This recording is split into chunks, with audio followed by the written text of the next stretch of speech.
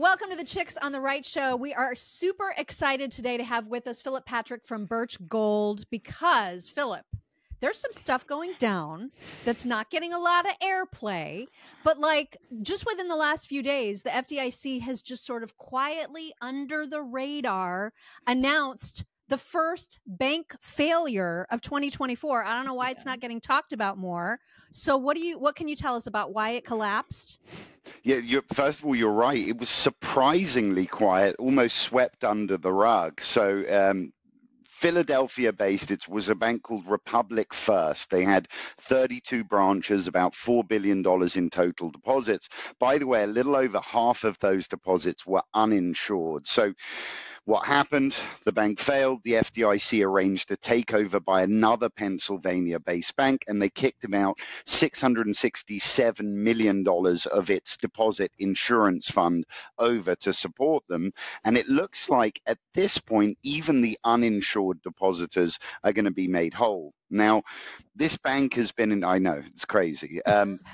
This bank's been in trouble for quite a while. I have no doubt they're on the FDIC's secret list of 52 problem banks. And here's why, right? We've got this combination of rising interest rates and falling commercial real estate values, especially for these office buildings that are really struggling post-COVID.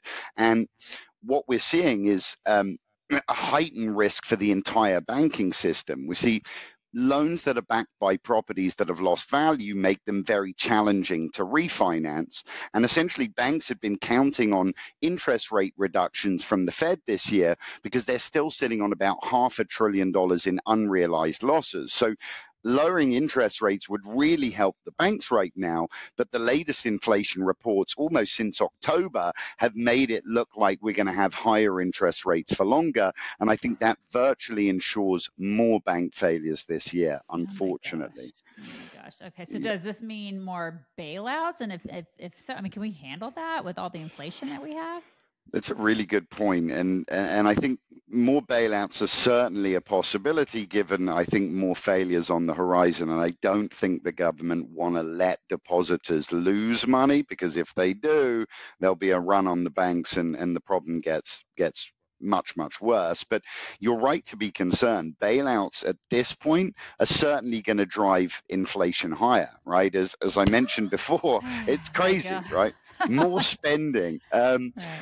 But I mentioned before, like the U.S. banking system is already very fragile. Any increase in rates at this point, I think, will threaten to cause another wave of bank failures. And I think that's why the Fed stopped raising rates shortly after SVB collapsed last year. So, you know, they're in a very tough position and they're facing a tough choice. They can do nothing and let inflation continue to smolder.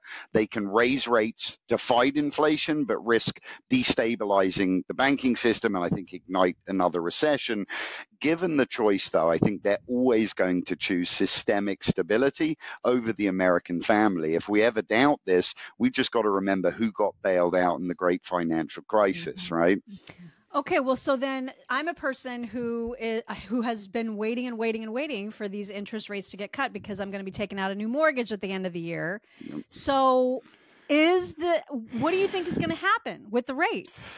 It's so tough to work out. Look, one thing that's very clear is rates at the current levels clearly are not doing the job to tame inflation. Like I said, it's been going up consistently since October. So I think this idea of speculating about lowering rates, I'm sorry to break the news, anytime soon seems a little bit insane outside of your mortgage. I think for that, they should look at doing it. But, you know, from an inflation standpoint, just for you, I don't see it. Inflation is basically double the Federal Reserve's target. And at this point, it looks like it's becoming entrenched. Expectations are that prices are going to keep rising. And I think it seems realistic.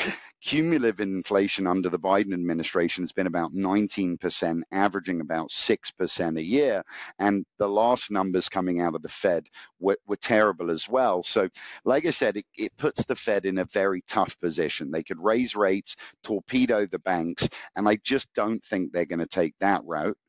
Lowering interest rates means surrendering the fight to inflation, which I don't think they can do publicly. So I think at this point, it's going to be a case of leaving rates where they are and just hoping that things subside. It hasn't been successful so far, but I don't see too many choices for the Fed. Wow. Oh my God, that's just so I'm depressed. Okay, so tell us, why is gold a smart investment for people?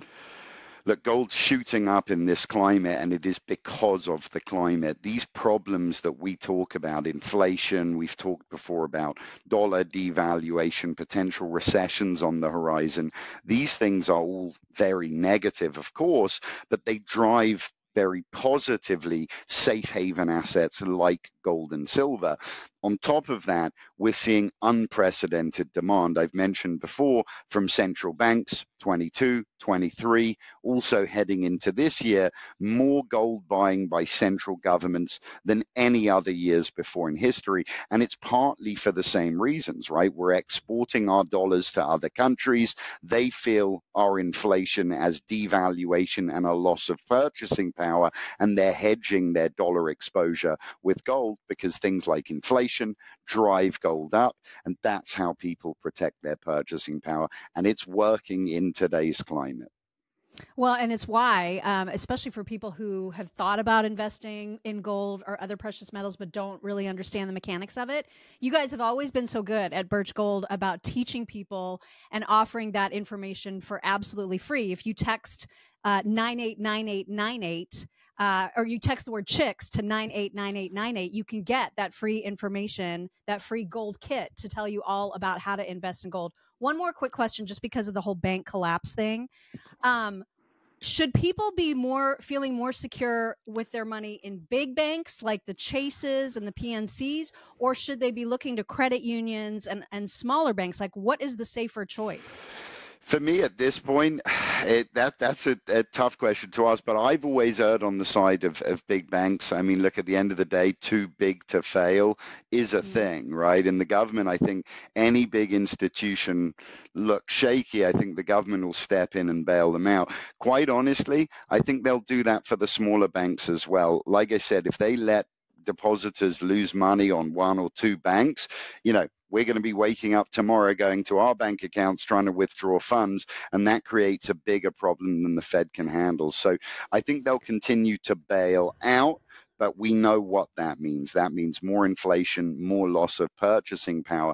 There isn't, and I hate to be the bearer of bad news all the time, but there isn't really a positive outcome here. We have hardship in one form or another to get through, and it's just about how to weather that storm. And I think gold does an incredibly good job of doing that. Yeah, and people can do that. Yep, people can do that. Yep, text chicks to the number 989898. And that's 989898. Do that because Birch is the place to do it. Thank you, Philip. We always appreciate all of your insight. Thank you for having me, guys. I always enjoy it very much. Thank you.